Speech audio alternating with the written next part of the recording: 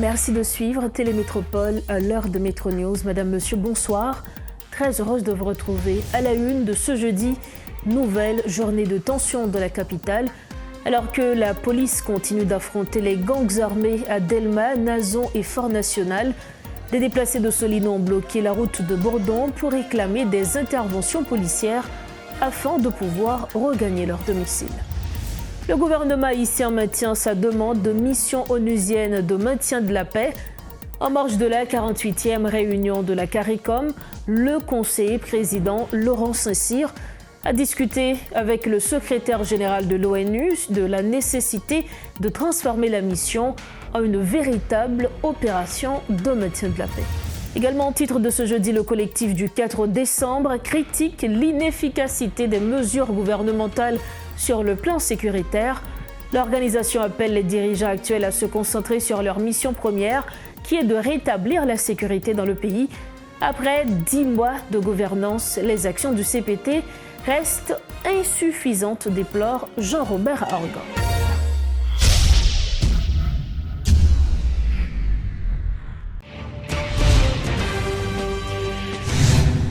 Bienvenue à tous au développement des titres de l'actualité. Le chaos s'installe progressivement de la capitale haïtienne. Alors que les gangs continuent de semer la terreur, des groupes organisés appellent à des mobilisations pour dénoncer la détérioration de la situation sécuritaire. Ce jeudi, plusieurs quartiers de la capitale ont été paralysés en raison de menaces d'attaques relayées sur les réseaux sociaux, provoquant un vent de panique parmi la population. De l'après-midi du 20 février, des affrontements ont éclaté entre les forces de l'ordre et les criminels à Fort National, Nazon et Delma 30. La police tente de contenir l'avancée des gangs qui cherchent à s'emparer des zones encore relativement épargnées par la violence. Selon le porte-parole adjoint de la PNH, Lionel Lazare, les forces de l'ordre mènent des opérations sur plusieurs fronts afin de neutraliser les bandits. Il appelle également la population à soutenir les policiers dans leurs efforts. Plusieurs criminels ont été mortellement blessés lors des affrontements de ce jeudi, a-t-il confirmé. Une paralysie totale a frappé les routes de Bourdon ce jeudi 20 février, alors que des dizaines de déplacés internes en colère ont investi les rues pour exiger le rétablissement de la sécurité dans leur quartier d'origine, notamment à Solino. Dès l'aube, des barricades de pneus enflammés, des carcasses de voitures et des blocs de béton ont été érigés sur les principaux axes routiers reliant Bourdon, Centre-Ville et Delma. Les manifestants ont dénoncé la montée des violences et ont exhorté le gouvernement à faciliter leur retour chez eux. Suivez ce reportage de Gerbijan et de Jerry Torchon.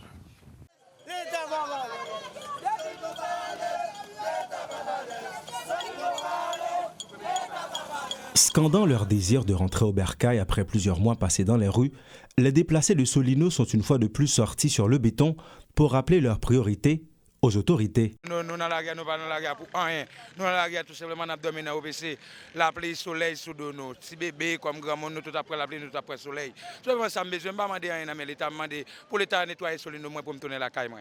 De l'huile répandue sur le sol, des déchets éparpillés, des pneus enflammés obstruant les chaussées entre Bourdon et Delma, ce décor témoigne de leur frustration. Déterminés, les manifestants ont tout bloqué, paralysant la circulation entre Bourdon, Lalu jusqu'à Delma 40B. Le mouvement visait également à protester contre l'expansion persistante des groupes armés. Je dis à la nous objectif nous dans la ria. N'a vu ma tante. Gen moun qui fait caille courir. Je dis à nous connaît qui ça qui Solino. Solino va dire monter dans bagay voler gang. Solino est dans style li. Tout les nèg fait Genève, Solino toujours style Solino. Je dis à la nèg décider parce que moun Solino va rentrer dans gang, il mette au dehors parce que pas gen l'état. Pas un chef de la police. Moun ka vous fait même bagay là. Moun qui est actuellement.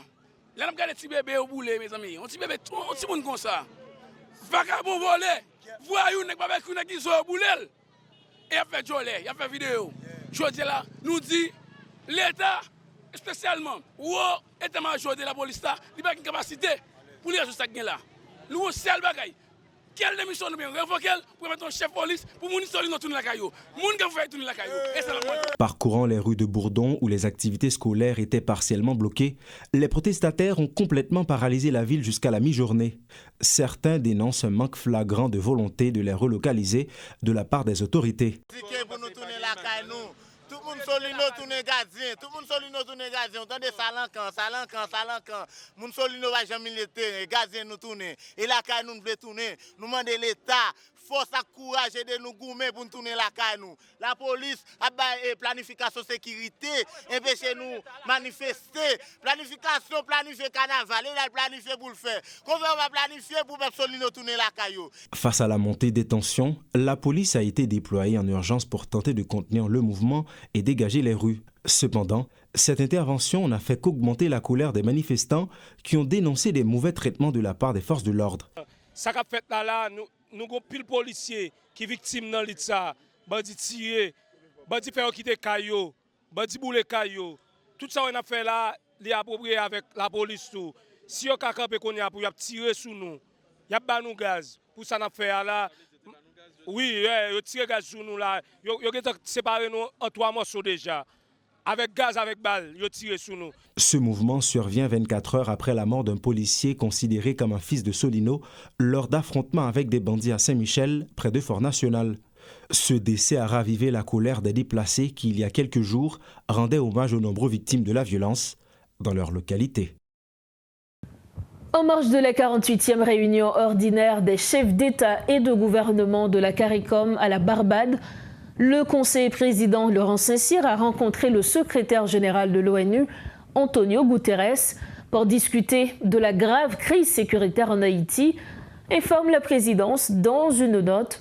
Le conseiller président a réitéré la demande d'Haïti de transformer la mission multinationale en une mission onusienne de maintien de la paix. En réponse, le secrétaire général a affirmé son engagement à proposer au Conseil de sécurité des Nations Unies la mise en place d'une nouvelle force pour lutter contre l'insécurité et restaurer la démocratie en Haïti, précise la note. Le Conseil présidentiel de transition reste déterminé à résoudre cette crise et à avancer vers les réformes constitutionnelles, l'organisation d'élections générales et la réponse aux besoins humanitaires, conclut la note. Le représentant du collectif 4 décembre, Jean-Robert Argan, estime que le CPT n'a jamais assumé sa mission première depuis plus de 10 mois à la tête du pays, qui est le rétablissement de la sécurité. La criminalité a atteint son apogée, a-t-il précisé, avertissant que sans mesures concrètes, le pays risque de sombrer dans le chaos. L'heure n'est plus au dialogue, il faut passer à l'action pour neutraliser les bandes armées. Dans une interview exclusive accordée à Métropole, il exhorte les autorités à agir sans délai pour mettre fin au règne des gangs. Ces déclarations. Désarçonné, déboussolé, c'est un pays qui nous remet en question. Comme dirait le jeune chanteur, nous pas mon encore, voilà où nous en sommes. C'est avec beaucoup de tristesse, beaucoup d'amertume, avec beaucoup de dégoût que je vois comment notre pays est dirigé et combien nous sommes vraiment des citoyens laissés pour compte. Et il nous faut réagir parce qu'on n'a pas le droit. Nous n'avons absolument pas le droit. Par respect peut-être pas nous. D'abord, et puis plus ceux qui sont derrière, qui nous suivent et qui attendent des modèles, qui essaient de regarder l'avenir. Qu'est-ce qu'on leur laisse? Qu'est-ce qu'on leur prouve? Qu'est-ce qu'on leur démontre? Que vraiment la sauvagerie à son plus haut niveau et l'inconscience patente des gens qui ont assauté un pouvoir pour diriger un pays, parce que ce ne sont pas des élus, pour diriger un pays et qui, depuis 10 mois, occupent certaines fonctions, jouissent des privilèges et des avantages de la fonction sans rien donner. Je ne vais pas juger l'individu, je ne peux pas pour me juger moi. Par contre, je peux juger les faits dans les faits. Et quand on voit 10 mois que ces gens sont pratiquement, ces 9 personnes occupent les abus du pouvoir, sans aucun contrôle. Ils se servent de nos finances et de nos ressources. Ils utilisent tous les privilèges et tous les avantages. Et qu'est-ce qu'ils nous donnent en retour? Rien. Leur mission première était d'abord la sécurité. La deuxième mission, la sécurité. Troisième, la sécurité. Après, on y est pour les élections. De ça, qu'est-ce qui a été accompli?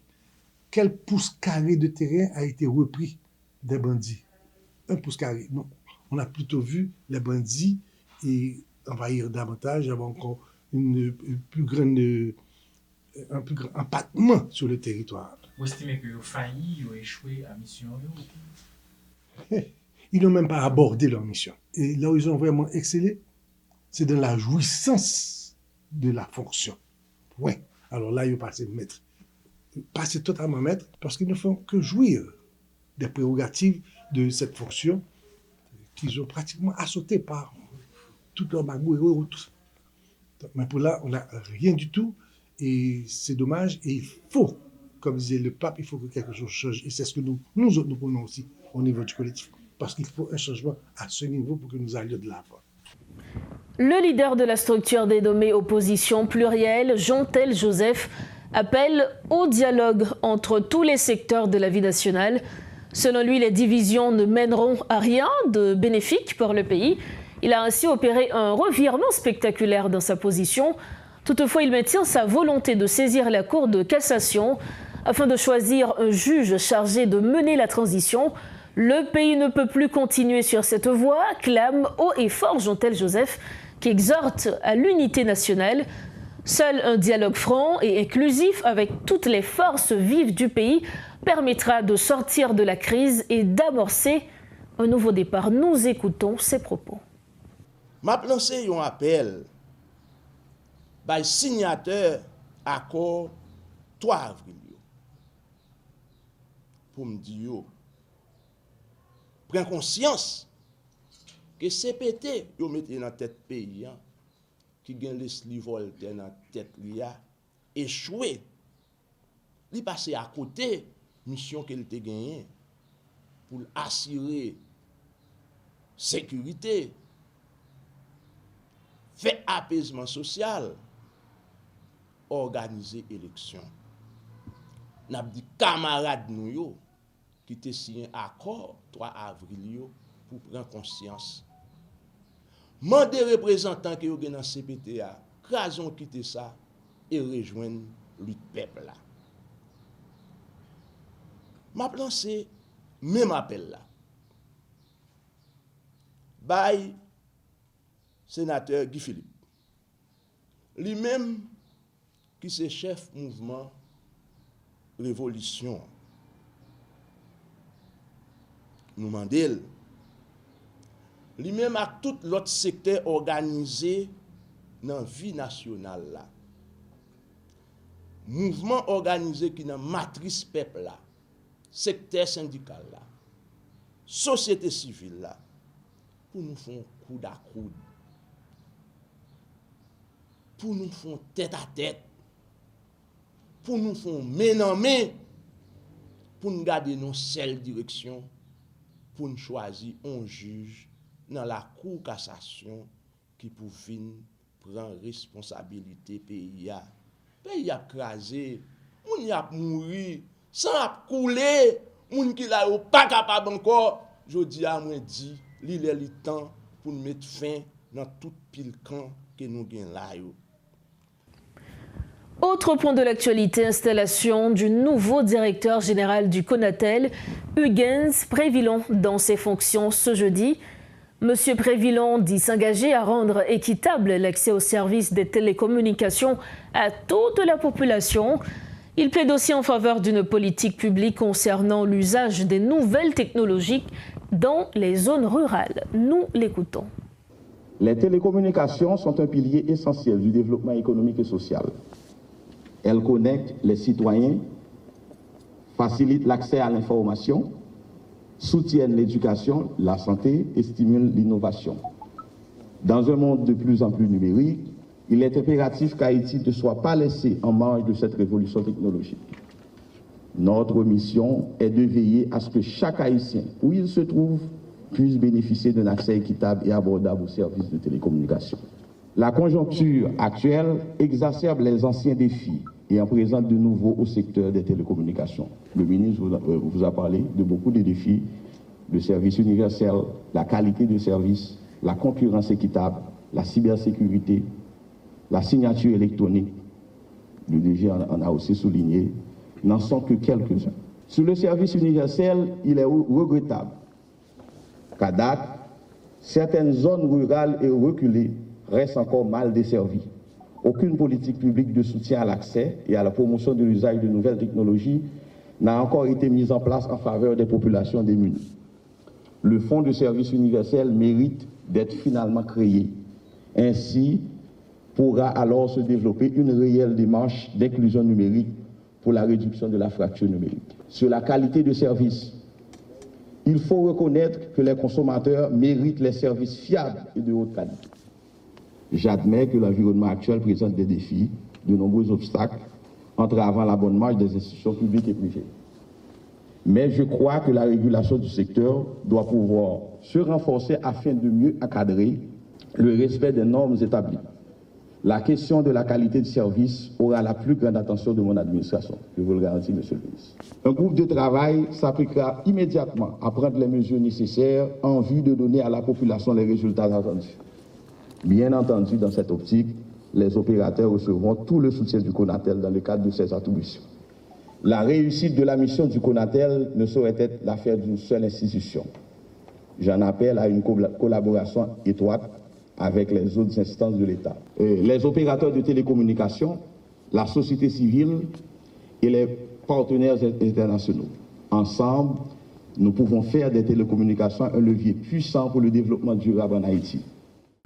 Pour refermer cette édition, informer, former et éduquer en toute objectivité, tel est le rôle des journalistes face à la crise sociopolitique et sécuritaire, selon des témoignages recueillis lors d'une causerie organisée par le Rassemblement pour une entente nationale. Les travailleurs de la presse sont tenus de faire preuve de professionnalisme dans le traitement de l'information. Chercher à faire le buzz en relayant des nouvelles sans rigueur va à l'encontre du code de déontologie du métier, ont-ils souligné. La vérification des faits avant la diffusion de toute information est un devoir essentiel qui doit guider chaque journaliste. Suivez ce reportage signé Rodolphe Fierluy et Guy Trichoisy. Il s'agit d'une causerie entre les journalistes sur leur rôle face à la crise sociopolitique et sécuritaire. Wendy Charles, ancien journaliste, mène le débat. Imaginez quel impact les médias capables de faire. Son gros outil l'imandé pour que nous passions, l'imandé pour que nous gagnions une bonne programmation, l'imandé pour que nous ayons volonté pour utiliser les médias à bon escient. La presse est là pour faciliter la communication. Son devoir d'informer, de former et d'éduquer est essentiel, souligne ce jeune participant. Pas de bagaille ou pas dans les médias et puis ou pas écrit sur le dire ou improviser. Pas de bagaille comme ça. Et puis il fait comprendre que Jean-Dominique qui qu'on a fait éditorial, tout ça qu'on a dit net écrit. Et je dis on regarde aux jeunes et tout. Et nous avons 4 sujets pour traiter là dans l'émission. Il y a un sujet on va pas traiter. Et puis là, on parle pas de référence pour rien là dit. Comment pas ça encore? Qui est celui qui parle fort. Je pense que la société a tombé dans un bagage pas capable non. Et nous-mêmes nous avons besoin de perdre du temps chercher nos bagages, c'est les autres pour les autres. Donner les informations en prenant le soin de vérifier les faits est un acte de crédibilité, estiment ces deux participants. En pile le monde pense même genre tout début qui internet ou un bon téléphone et ou qui est un journaliste qui pas vrai du tout. Donc là nous décantons de monde qui fait buzz et bien qui ça pas passer après. Et après nous dit comme ça que c'est pas tel monde qui dit on pas prendre ça. Si c'était tel monde qui dit OK mais c'est pas tel monde qui dit. Donc ça doit supposer encourager pour nous rester dans ligne et continuer avec journalistes utile ça que nous avons fait parce que ça capable de participer vraiment dans une société qui est bien éduquée. Ce qui fait la qualité d'un journaliste, c'est son sens de responsabilité, son éthique professionnelle, son objectivité et c'est non négociable. Nous pas essayer de décanter presse, c'est-à-dire journaliste, nous pas décanter surtout avec ça, on l'autre nous a fait ou même pour fan a fait. C'est là parce que, par exemple, nous pas professionnels. Au moins une vingtaine de séances de causerie auront lieu, ce jeudi marquant le début avec les travailleurs de presse, et pour celles qui s'en suivent, les patrons de médias et des acteurs politiques ne seront pas négligés. Nous arrivons au terme de cette édition. À votre partir, le rappel des principaux titres à la une de ce 20 février. Nouvelle journée de tension de la capitale ce jeudi. Alors que la police continue d'affronter les gangs armés à Delma, Nazon et Fort National, des déplacés de Solino ont bloqué la route de Bourdon pour réclamer des interventions policières afin de pouvoir regagner leur domicile. Le gouvernement haïtien maintient sa demande de mission onusienne de maintien de la paix. En marge de la 48e réunion de la CARICOM, le conseiller président Laurent Saint-Cyr a discuté avec le secrétaire général de l'ONU de la nécessité de transformer la mission d'appui en une véritable opération de maintien de la paix. Et puis le collectif du 4 décembre critique l'inefficacité des mesures gouvernementales sur le plan sécuritaire. L'organisation appelle les dirigeants actuels à se concentrer sur leur mission première, qui est de rétablir la sécurité dans le pays. Après 10 mois de gouvernance, les actions du CPT restent insuffisantes, déplore Jean-Robert Argan. C'est ainsi que nous refermons cette édition de Métro News. Merci infiniment à chacun de vous de l'avoir suivi. Merci également à toute l'équipe de Métropole et a rendu possible cette édition. On se retrouve bientôt. Entre-temps, restez branchés Métropole. Bonsoir.